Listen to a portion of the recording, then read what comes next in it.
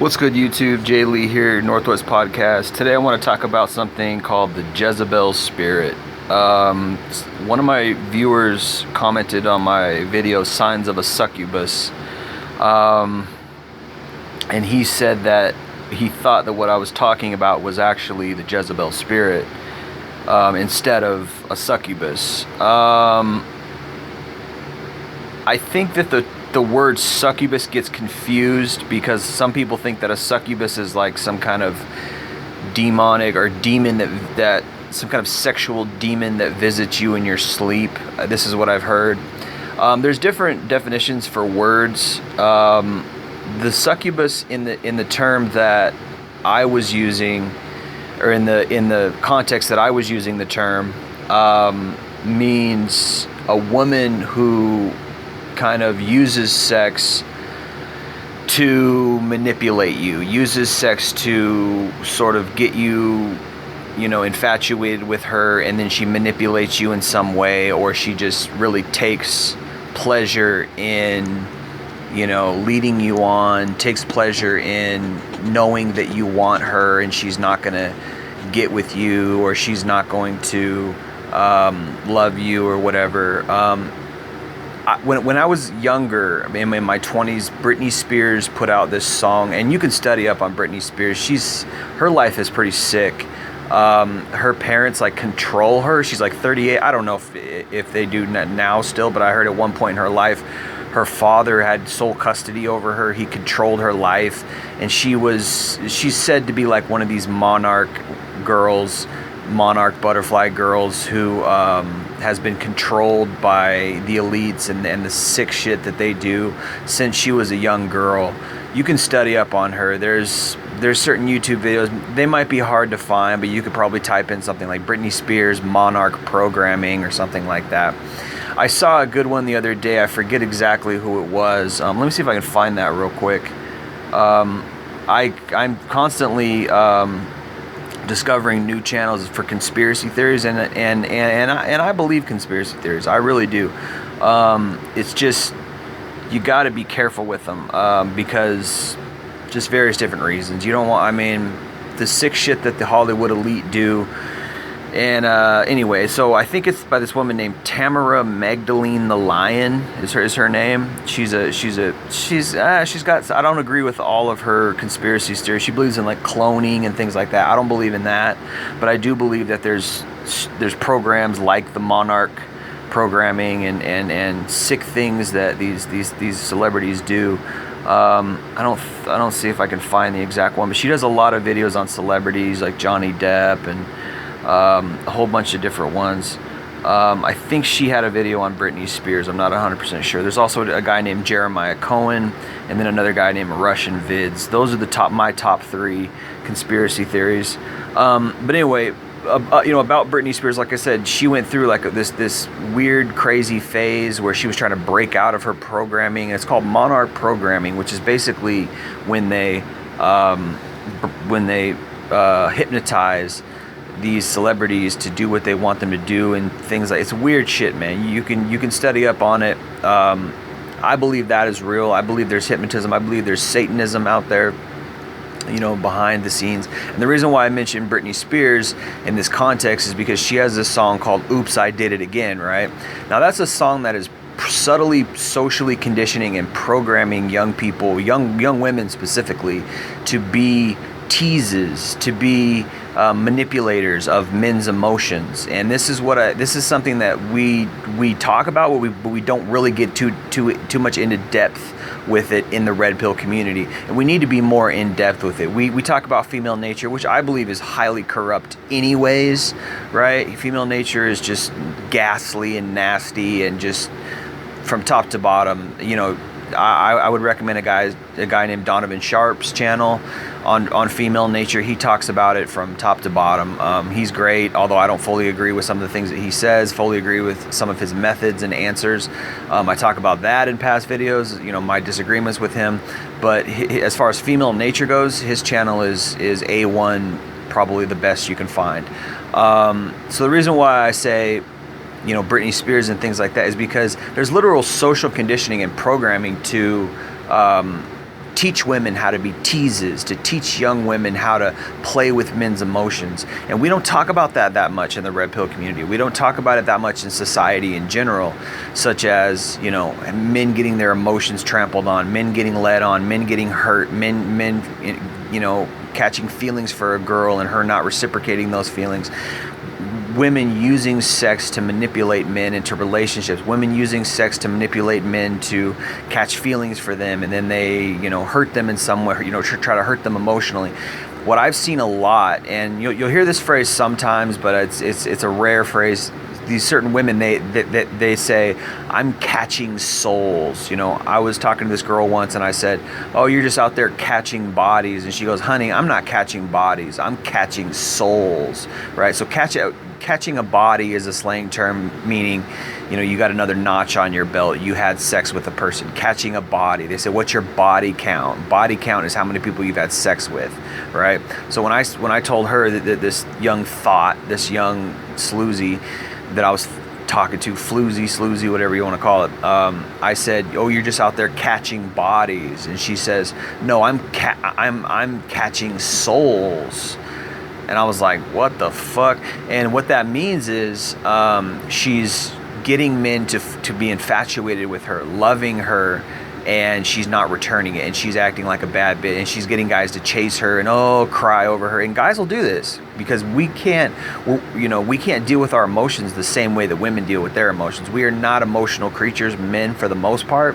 You know, the emotions that we usually exhibit as men and share across the board are things like anger, ambition. I would say that ambition is kind of an emotion. Like you are strongly going after something. That's kind of you need emotion for that. Men are the type of emotions that we share are, the type of emotions that we exhibit are strong emotions such as anger and jealousy, and our emotions are not the same as female emotions. Women are more emotional than us. The type of emotions that we share and exhibit are, we're not accustomed to them. So women can easily manipulate us through our emotions, through sex, and through love. And this is why I talk about succubuses. And this is the context that I talk about succubuses.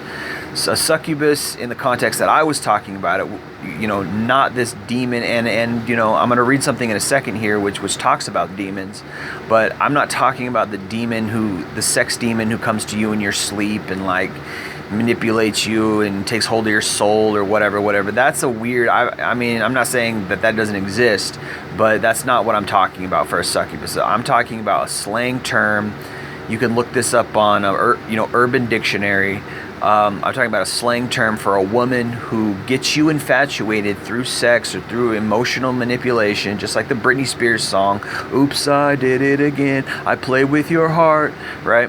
That's a song that was put out when I was younger, in the late 90s, early 2000s, when social conditioning through the music entertainment industry, which is highly satanic. I mean, literally satanic. You can look up a guy named John Todd on YouTube.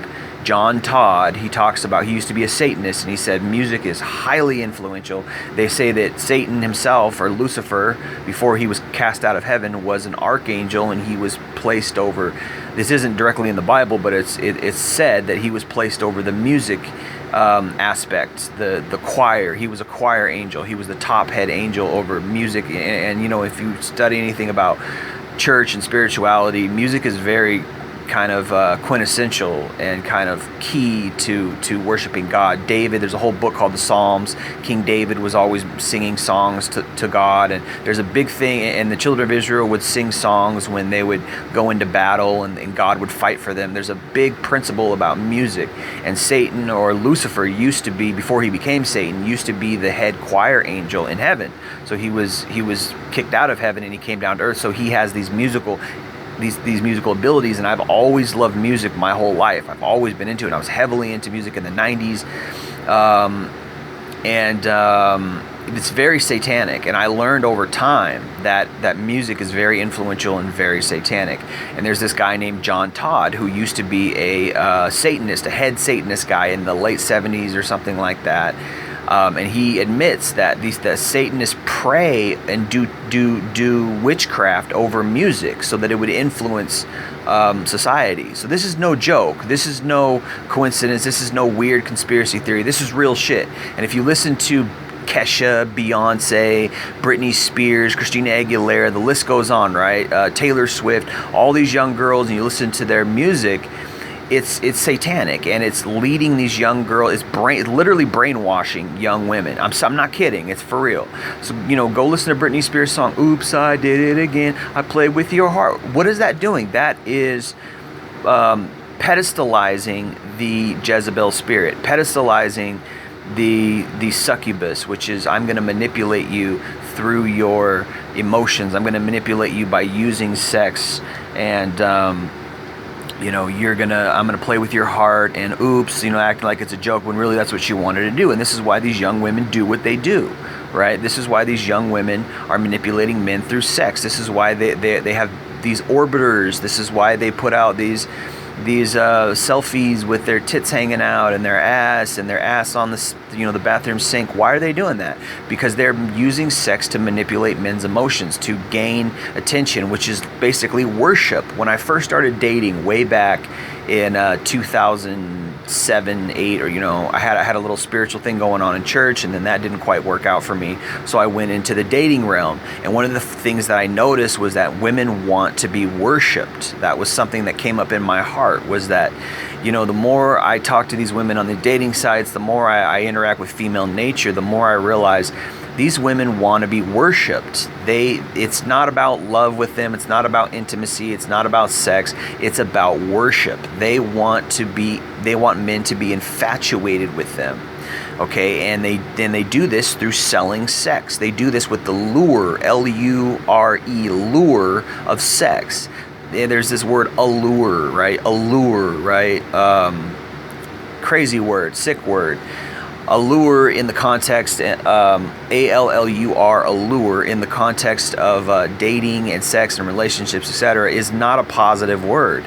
It means basically you're manipulating somebody through their lust for you and their emotion for you in a sexual, intimate, or relationship type of way.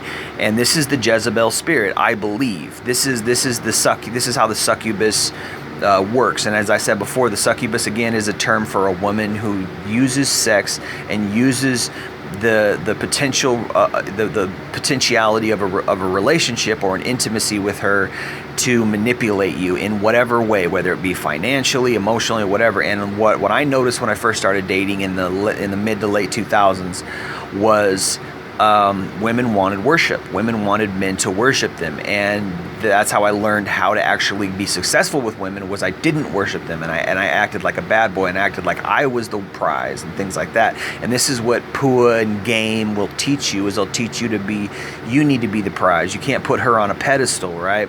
That's basic red pill, terminology, but it's also Pua. It's also Game. That's what they teach you in Game. Which, you shouldn't cross those two. Game and Poo are two different things. But anyway,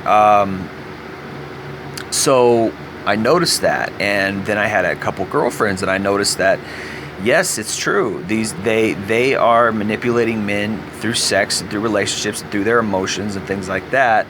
But I wanted to read this here real quick. This is from Christianity.com. Now, again, I'm not, preaching or anything like that. I'm not asking people to be Christians, but I do have a faith-based background, which I admittedly know that I strayed from it, admittedly, I got a lot of consequences from that, and I still struggle with it. But anyway.